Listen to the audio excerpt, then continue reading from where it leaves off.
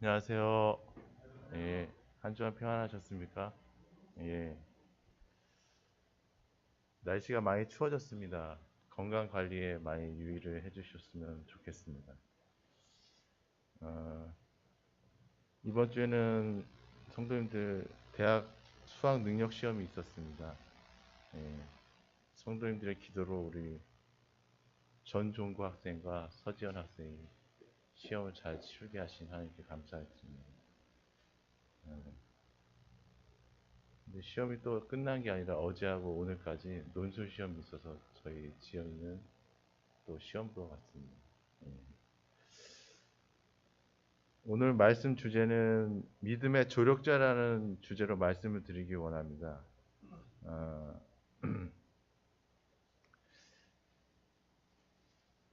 성도님들 학교 다니실 때 반에서 1등 해본 경험이 있으신가요?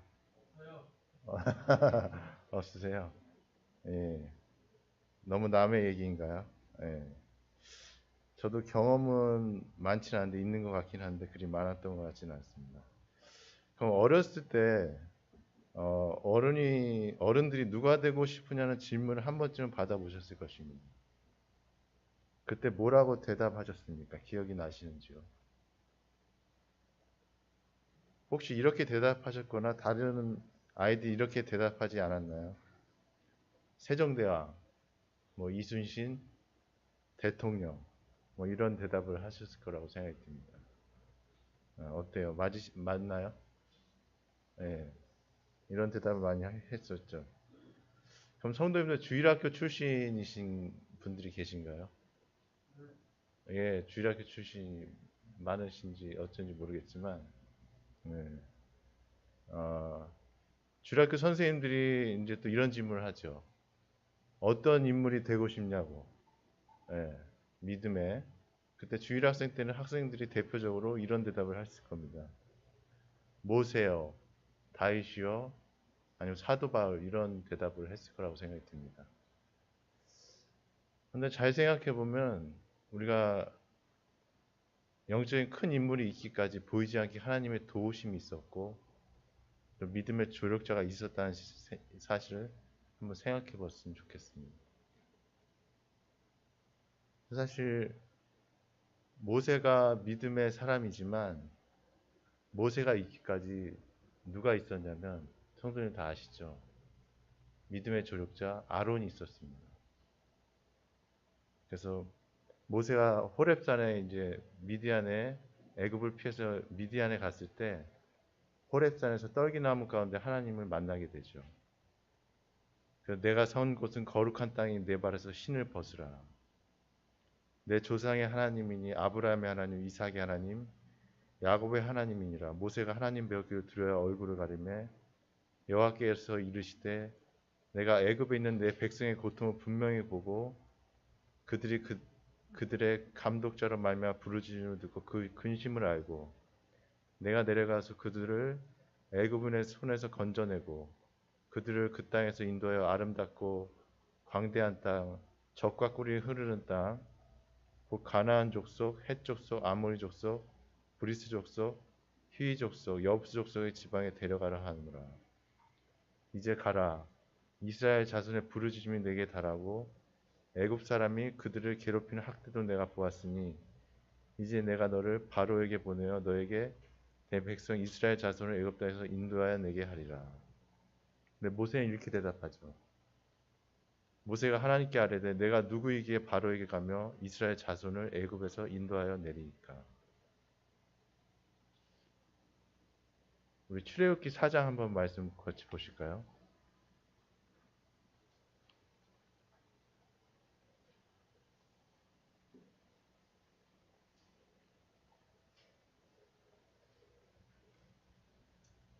출애굽기 4장 10절입니다.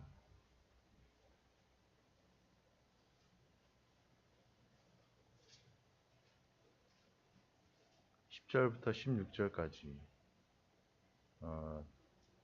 함께 교독하겠습니다. 제가 먼저 10절부터 읽겠습니다. 모세가 여호와께 아뢰되 오 주여 나는 본래 말을 잘하지 못하는 자니이다. 주께서 주의 종에게 명령하신 후에도 역시 그러하니 나는 입이 뻣뻣하고 혀가 둔한 자니이다.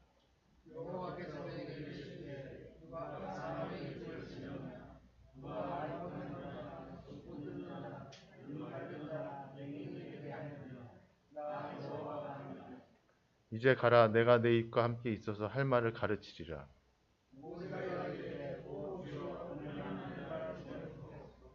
여호와께서 모세를 향하여 노하여 이르시되 레위 사람 내 형 아론이 있지 아니하냐. 그가 말 잘하는 것을 내가 아노라. 그가 너를 만나러 나오나니 그가 너를 볼 때 그의 마음에 기쁨이 있을 것이라.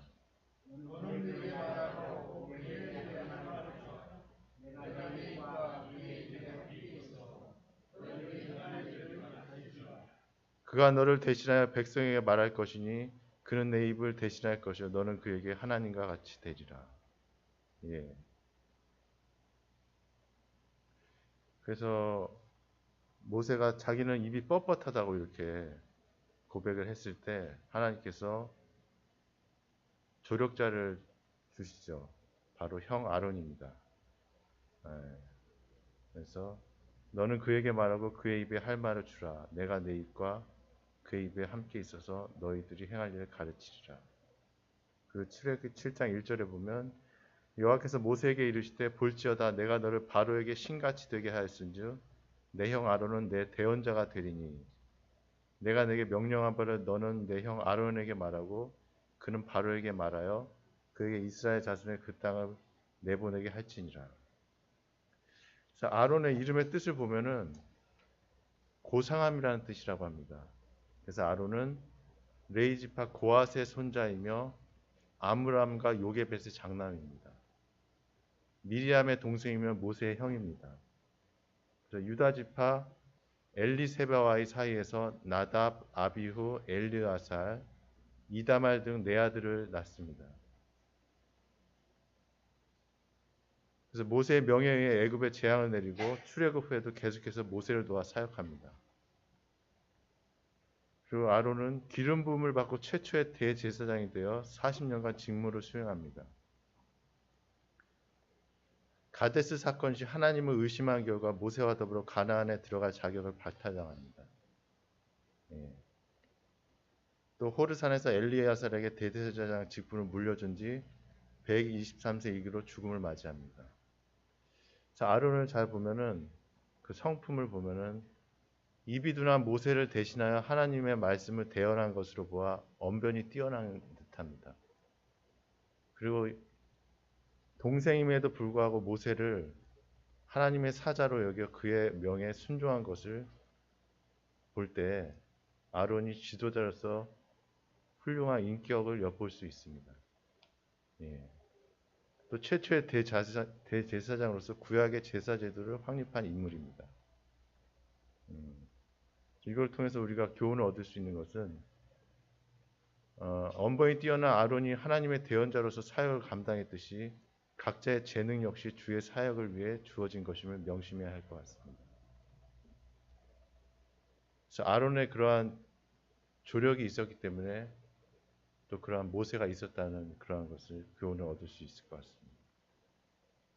그럼 아까 다윗이 또 나왔는데요. 다윗 하면 또 우리 믿음의 조력자가 있죠. 또 어떤 분이 생각나십니까? 예. 다윗 하면 딱 떠오르는 게 요나단이죠. 예. 사무엘상 18장 한번 찾아볼까요?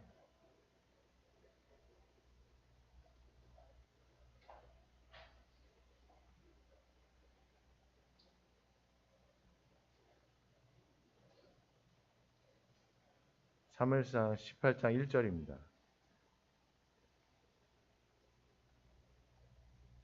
제가 읽겠습니다. 다윗이 사울에게 말하기를 마침에 요나단의 마음이 다윗의 마음과 하나가 되어 요나단이 그를 자기 생명같이 사랑합니다. 예. 골리앗을 물리치고 블레셋 사람들 죽이고 돌아올 때 여인들이 이렇게 노래하며 춤추며 이렇게 말합니다. 사울이 죽인 자는 천천히요 다윗은 만만히로다. 그때 사울은 심히 불쾌해하면서 노하게 되죠. 근데 그러한 다윗을 볼 때 요나단은 마음이 달랐습니다. 자기 생명같이 다윗을 사랑했다고 이렇게 말씀하고 있습니다. 그 다윗이 사울을 피해서 도망할 때 다윗이 이렇게 고백해요. 내가 무엇을 하였으면 내 죄악이 무엇이며 내 아버지 앞에서 내 죄가 무엇이기에 그가 내 생명을 찾느냐. 요나단이 그에게 이르되 결단코 아니라 내가 죽지 아니하리라. 내 아버지께서 크고 작은 일을 내게 알리지 아니하고는 행하지 아니하나니. 그 유명한 장면 아시죠? 사무엘상 20장 40절에 활을 쏴서 그 아이에게 이제 서로 맞춘 다음에 이제 다가갔던 요나단의 모습. 아이가 감에 다윗이 곧 바위 남쪽에서 일어나서 땅에 엎드려 3번 절한 후에 서로 입맞추고 같이 울되 다윗이 더욱 심하더니 요나단이 다윗에게 이르되 평안히 가라. 우리 두 사람이 여호와의 이름으로 맹세하여 이르기를 여호와께서 영원히 나와 너 사이에 계시고 내 자손과 내 자손 사이에 계시리라 하였느니라. 하니 다윗은 일어나 떠나가 요나단은 성읍으로 들어간다. 이렇게 요나단의 모습을 보면 그의 생애를 보면 사울의 군사 1,000명을 거느리고 게바에 있는 블레셋 수비대를 공격하여 무찌르는 모습을 보게 됩니다. 그리고 다윗의 생명을 노리는 사울의 눈을 피해 변치 않는 우정으로 다윗을 지켜 돌보아 줍니다. 그래서 이런 모습을 볼 때 군사적 지략이 뛰어난 걸 볼 수 있고요. 생명이 위태로운 지경에서 백성들의 변호로 사울이 금식을 선포했을 때 모르고 숲에서 그 꿀이나 이런 걸 먹은 것으로 인해서 이제 그런데 백성들의 변호로 목숨을 건진 것을 보아서 통솔자로서 신망이 두터운 자임을 볼 수 있습니다. 그리고 목숨을 걸고 친구 다윗을 끝까지 지켜준 점은 생명보다 우정을 중시하는 신의가 있는 자임을 보여줄 수 있습니다. 그리고 다윗을 죽이려는 사울의 잘못을 지적한 점은 강직한 성품의 일면을 보여줍니다. 가장 중요한 것은 자신이 왕자임에도 불구하고 다윗이 이스라엘 왕이 될 것을 선언한 것을 볼 때 정치적 야심이 없을 뿐 아니라 하나님의 뜻에 순복하는 믿음이 있었습니다. 그리고 사울을 필요해 유랑 중인 다윗을 찾아가 위로한 사실은 정이 많고 순수한 자임을 또 보여줍니다. 그래서 사무엘상 23절 17절에 보면 다윗이 유랑할 때 요나단이 가서 요나단이 그에게 이르되 두려워하지 말라. 내 아버지 사울의 손이 내게 미치지 못할 것이요 너는 이스라엘 왕이 되고 나는 내 다음이 될 것을 내 아버지 사울도 안다 하니라.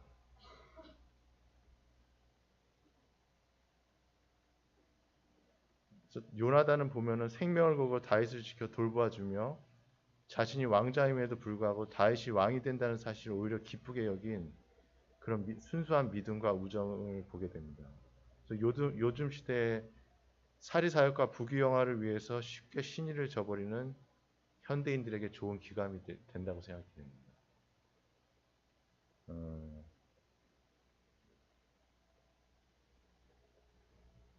그래서 요나단을 통해서 정말 우리가 형제 사랑을 하면 요나단이 떠오르는데요.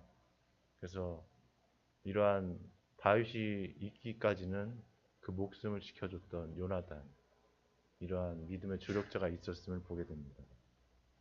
그리고 아까 모세, 다윗, 사도 바울이라고 주일 학생들이 많이 되고 싶어하는 사람들이 있었는데요. 그럼 사도 바울에게 있어서 또 어떠한 조력자가 있었을까요? 디모데도 있었지만 바울의 초기에 사울이었을 때 아주 중요한 역할을 했던 인물이 있습니다. 바로 바나바입니다. 우리 사도행전 9장 한번 찾아보실까요? 사도행전 9장입니다.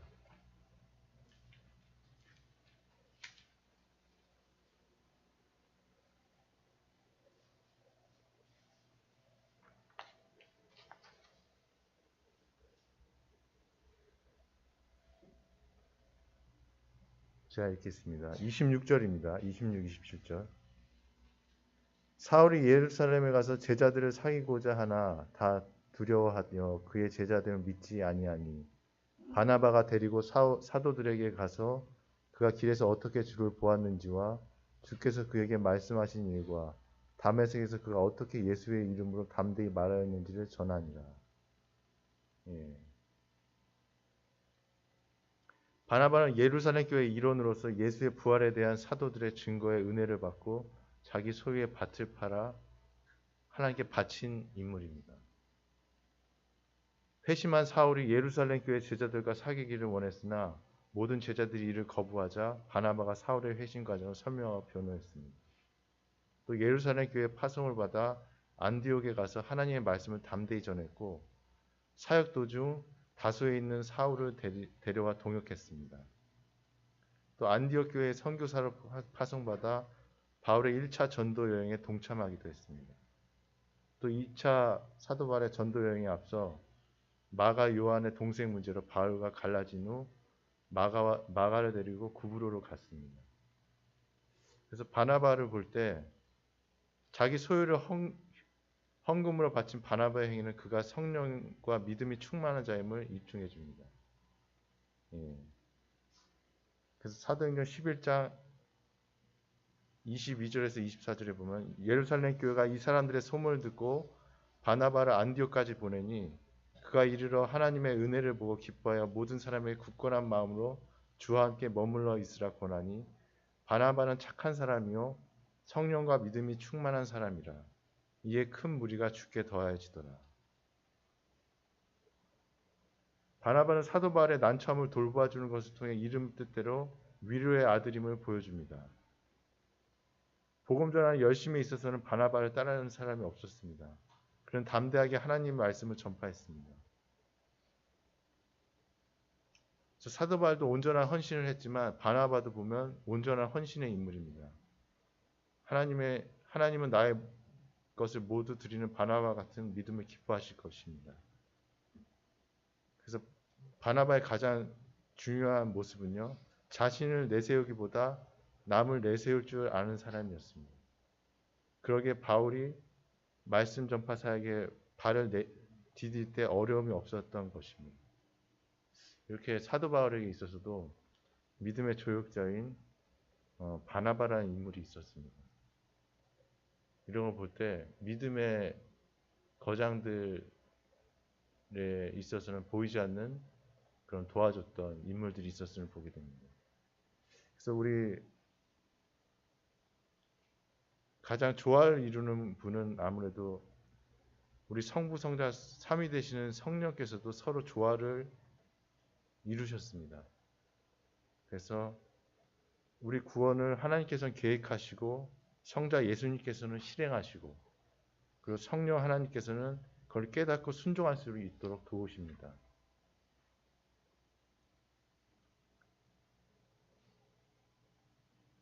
그래서 제가 아까 서두에 주일학생들에게 선생님들이 물었을 때 주일학생이 대답하는 이런 것들을 보게 될 때 물론 우리가 영적인 부분에 있어서는 주님을 닮아가고 가장 그리스도의 장성한 분량까지 이루는 게 하나님의 뜻이겠죠. 근데 제가 좀 지적하고 싶은 것은 세상의 엘리트 의식이 교회에 좀 들어온 면이 있지 않나 이런 부분을 좀 생각해 보게 됩니다. 그래서 세상에서 우리가 부모라든지 사회 영향을 통해서 세상에서는 똑똑하고 잘나야 되고 가장 1등이 돼야 된다는 경쟁 우선주의 이런 것들이 때론 교회에 들어와서 엘리트 의식이 들어와서 우리가 때론 그것들이 교회 안에서 영적인 부분들은 배워야겠죠. 그런데 어떤 인물적인 부분에 그러한 모세라든지 다윗, 사도 바울 같은 그런 사람이 되겠다. 이러한 어떤 세상의 욕심이 교회 안에 들어오는 그런 모습도 보이는 것 같습니다. 그래서 고린도전서 1장에 보시면 형제들아 너희를 부르심을 보라. 오늘 예배 시간에 어떤 형제님이 예배를 드렸는데요. 육체를 따라 지혜로운 자가 많지 아니하며 능한 자가 많지 아니하며 문벌 좋은 자가 많지 아니하도다. 그러나 하나님께서 세상의 미련한 것들을 택하사 지혜 있는 자들을 부끄럽게 하려 하시고 세상의 약한 것들을 택하사 강한 것들을 부끄럽게 하려 하시며 하나님께서 세상의 천한 것들과 멸시받는 것들과 없는 것들을 택하사 있는 것들을 폐하려 하시나니 이는 아무 육체도 하나님 앞에서 자랑하지 못하게 하려 하심이라. 그래서 우리의 부르심은 지혜로운 자, 능한 자, 문벌 좋은 자가 많지 않다고 말씀하십니다. 그리고 어떤 자들을 택했다고요? 미련한 것들, 그리고 약한 것들, 그리고 천한 것들, 멸시받는 것들, 없는 것들. 그래서 이런 분들을 택해서 하나님의 지혜에 있는 자들을 부끄럽게 하고 강한 자들을 부끄럽게 하고 또 있는 자들을 부끄럽게 하는 이런 하나님의 경륜이 있는 것을 보게 됩니다. 그럼 성도 여러분, 믿음의 조력자에서 가장 중요한 역할을 하는 대표적인 분이 누구라고 생각하십니까?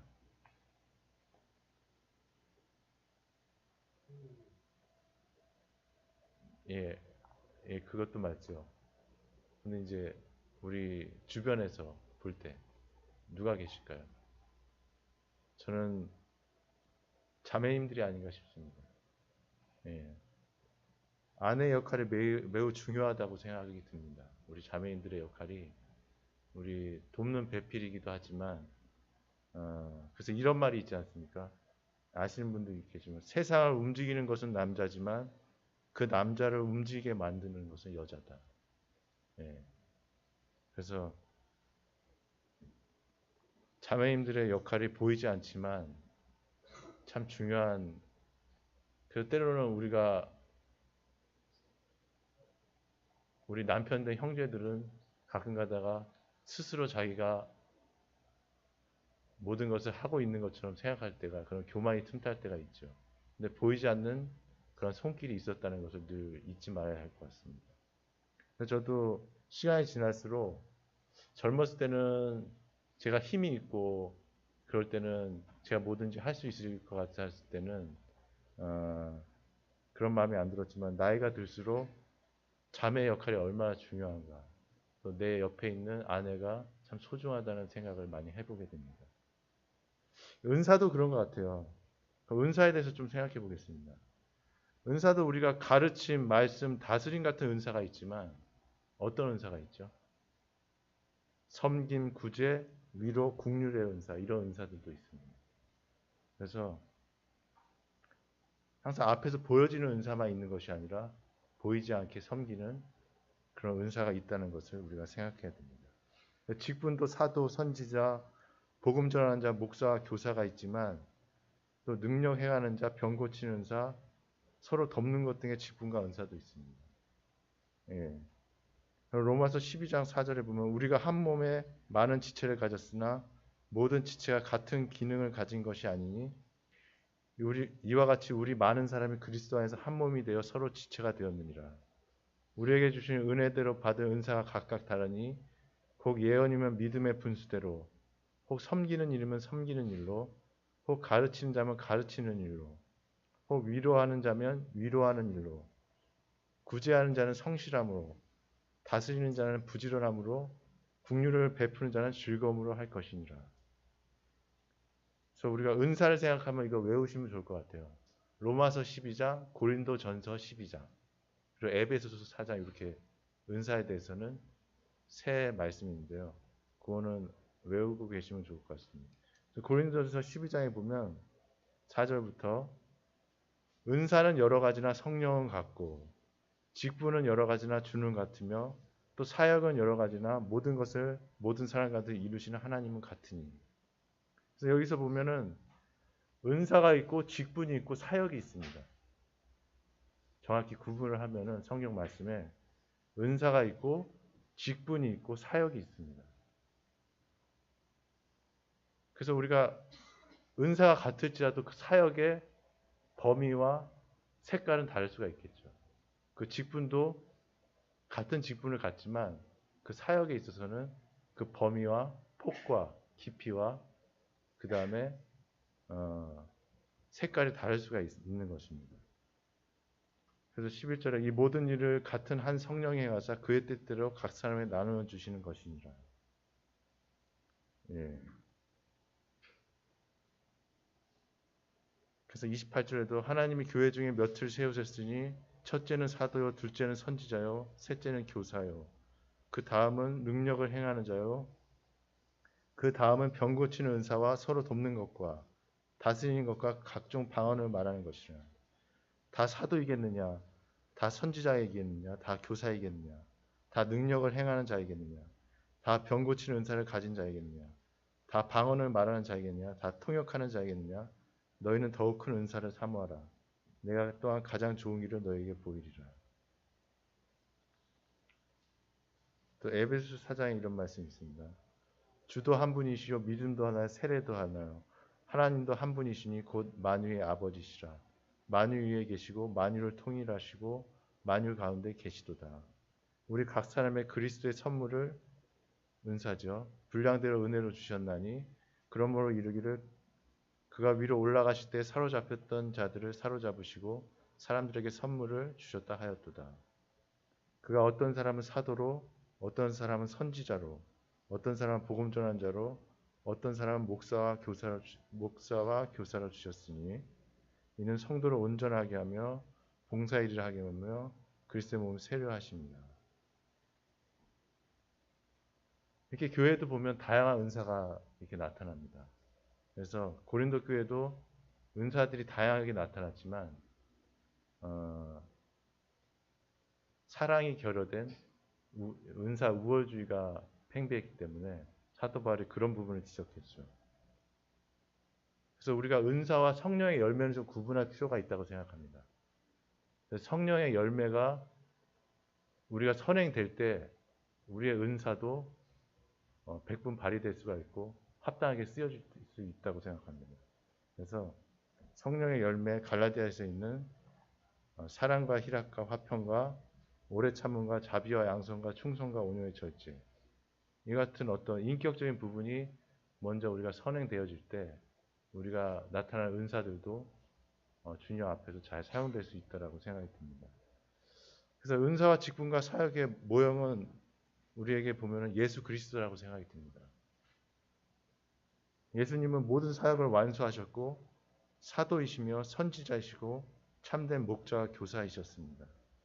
그리고 가르치시고 말씀하시고 전도하시고 병을 고치셨고 도우셨고 긍휼히 여기셨고 위로하셨습니다. 모든 은사를 다 포용하시고 가지셨던 분이시죠. 히브리서 3장 1절에 보면 그러므로 함께 하늘에 부르심을 받은 거룩한 형제들아 우리가 믿는 도리의 사도이시며 대제사장이신 예수를 깊이 생각하라. 예수 그리스도의 모습은 바로 하나님께서 모든 은사를 우리에게 주실 수 있는 분으로 우리가 이해할 수 있게 됩니다. 그래서 로마서 12장 3절에도 보면 믿음의 분량대로 지혜롭게 생각하라고 말씀하고 계십니다.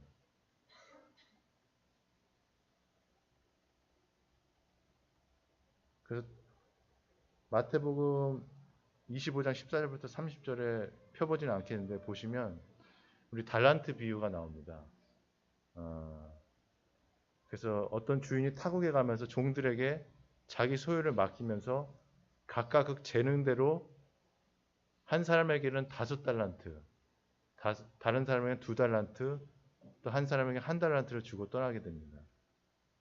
그래서 이 말씀을 자세히 보다 보니까요. 짧은 시간에 주인이 돌아온 게 아니라 19절에 보니까 오랜 후에 그 종들의 주인이 돌아와 그들과 결산했어요.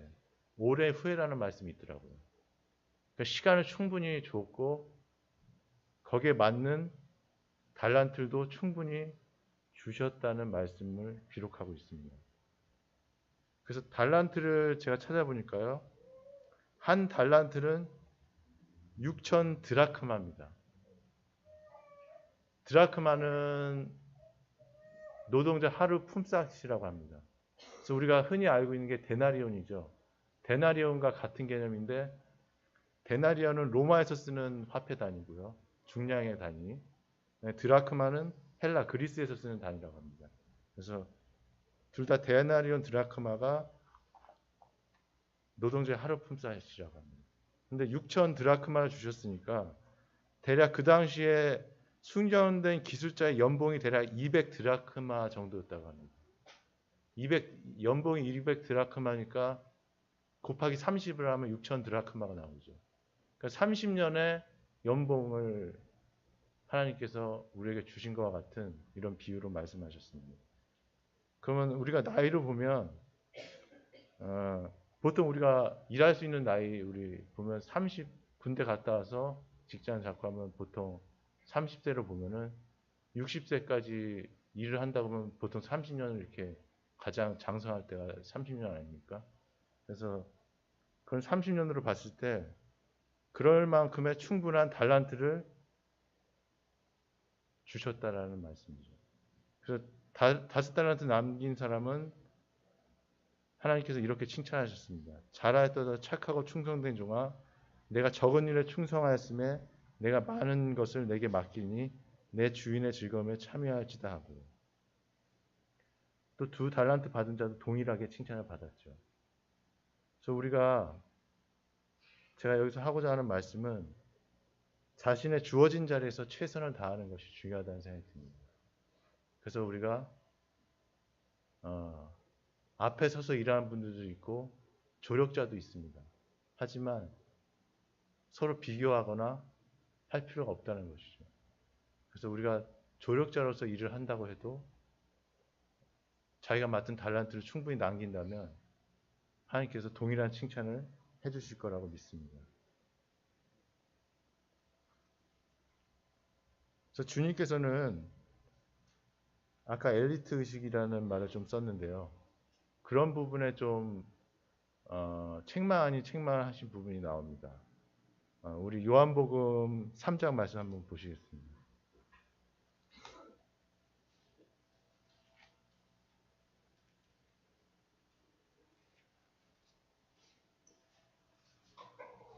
요한복음 3장 1절에 보시면 니고데모 얘기가 나옵니다. 1절에 보면 그런데 바리새인 중에 니고데모라는 사람이 있으니 유대인의 지도자라. 2절에 그가 밤에 예수께 와서 이르되 라삐여 우리가 당신을 하나님께로부터 오신 선생인 줄 아나이다. 하나님이 함께 하시지 아니하시면 당신이 행하시는 이 표적을 아무도 할 수 없음이니이다. 3절 예수께서 대답하여 이르시되 진실로 진실로 내게 이르노니 사람이 거듭나지 아니하면 하나님의 나라가 볼 수 없느니라. 9절 보시면 니고데모가 대답하여 이르되 어찌 그러한 일이 있을 수 있나이까. 예수께서 그에게 대답하여 이르시되 너는 이스라엘의 선생으로서 이러한 것들을 알지 못하느냐. 좀 꾸짖으시는 듯한 말씀을 하시죠. 니고데모는 1절에 보면 유대인의 지도자라고 나옵니다. 성경에 갖고 계시면 난해주의 유대인의 지도자가 사내들인 공회원이라고 나옵니다. 사내들인은 유대인의 최고 의결 통치 기관입니다. 관주에 보면은 사내들인 공회원, 유대인의 지도자가 대제사장, 장로, 서기관, 바리새인, 사두개인 등으로 구성된 유대의 70인 공회를 말한다고 되어 있습니다. 그러면 니고데모는 그 당시에 정말 엘리트 중에 엘리트였죠. 근데 주님께서 이렇게 말씀하셨습니다. 10절에 예수께서 그에게 대답하여 이르시되 너는 이스라엘 선생으로서 이러한 것들을 알지 못하느냐. 율법에 정통한 니고데모도 이러한 것을 전혀 알지 못했습니다. 그런 부분을 예수님은 정확히 보고 계셨던 것이죠.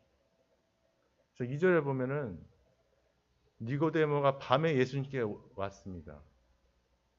그래서 이거는 두 가지로 볼 수가 있는데요. 추측을 좀 해볼 수가 있습니다. 다른 사람의 눈을 피해서 밤에 왔을 수도 있고요.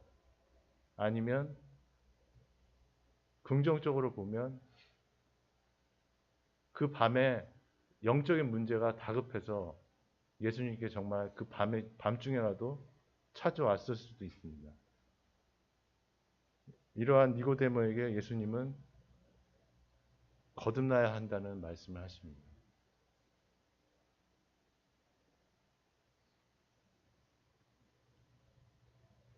이 말씀을 통해서 볼 때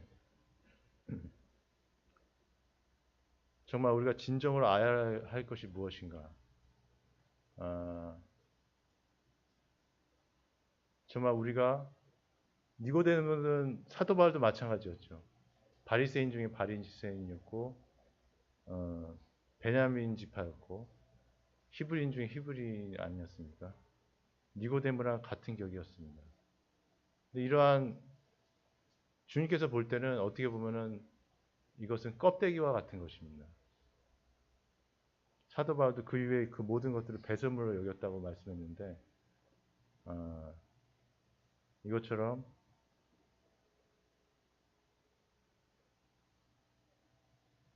정말 이 말씀을 통해서 우리가 깨닫는 것은 아까 고린도전서 1장에서 보듯이 우리의 부르심은 정말 세상에서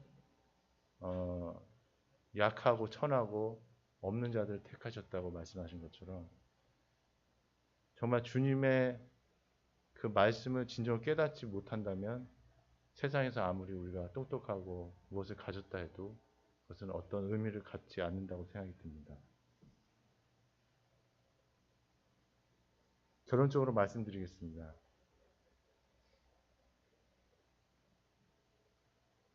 가장 소중하고 완전한 그리고 실수가 없으신 믿음의 조력자가 누구실까요? 바로 삼위 되시는 하나님이십니다. 우리 주변에도 많은 사람들이 있을 수 있겠지만 그분은 천지의 창조주시고 주제이시며 만왕의 왕이시며 만주의 주가 되시는 분입니다. 우리가 경배해야 할 유일한 대상이시며 예배의 목적이 되시는 분이십니다. 근데 그분은 마태복음 20장 28절에 인자가 온 것은 섬김을 받으려 함이 아니라 도리어 섬기려 하고 자기 목숨을 많은 사람의 대속물로 주려 함이니라. 자신이 세상에 오신 목적을 말씀하고 계십니다. 로마서에서도 이와 같이 성령도 우리의 연약함을 도우시나니 우리는 마땅히 기도할 바를 알지 못하나 오직 성령이 말할 수 없는 탄식으로 우리를 위하여 친히 간구하시느니라. 마음을 살피시는 이가 성령의 생각을 아시나니 이는 성령이 하나님의 뜻대로 성도를 위하여 간구하십니다. 누가 정죄하리요 죽으실 뿐 아니라 다시 살아나시는 그리스도 예수시니 그는 하나님 우편에 계신 자요 우리를 위하여 간구하시는 자시니라. 히브리서에 보면 그러므로 자기를 힘입어 하나님께 나아가는 자들을 온전히 구원하실 수 있으니 이는 그가 항상 살아계셔서 우리를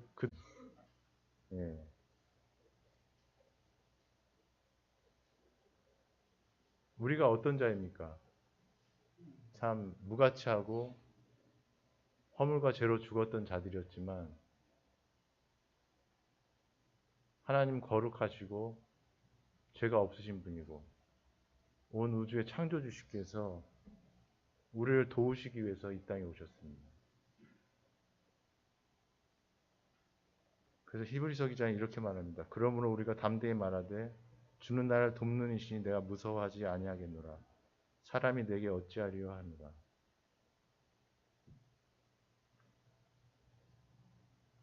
그래서 우리가 겸손과 온유로 서로 돌아보아 사랑과 선을 격려했으면 좋겠습니다. 서로 돕는 동수원교회가 되시기 주님의 이름으로 축원합니다. 기도하고 마치시겠습니다.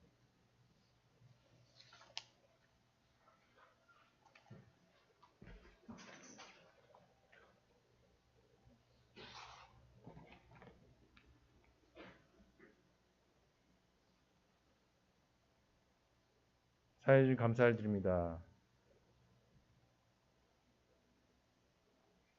참 하나밖에 없는 아들 예수 그리스도 이 땅에 보내시고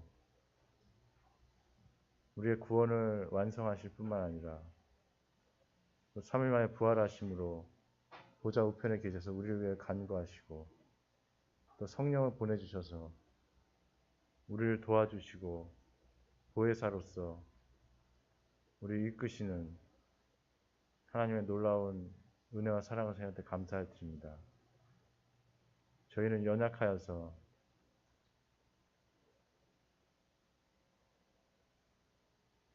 한시도 주님처럼 겸손해지기보다는 높아지려는 그런 마음들이 있음을 고백을 드립니다. 그러나 저희의 삶과 모든 믿음의 여정을 주님께서 붙들어 주셔서 가정에서, 일터에서, 교회에서 하나님의 도우심 가운데 또 누군가를 도울 수 있는 그런 자가 되기를 주님 앞에 기도를 드립니다. 동성교회가 앞으로도 사랑과 선행을 서로 격려하는 그런 교회가 될 수 있도록 은혜 베풀어 주시기 원합니다. 감사드리며 예수님의 이름으로 기도합니다. 감사합니다.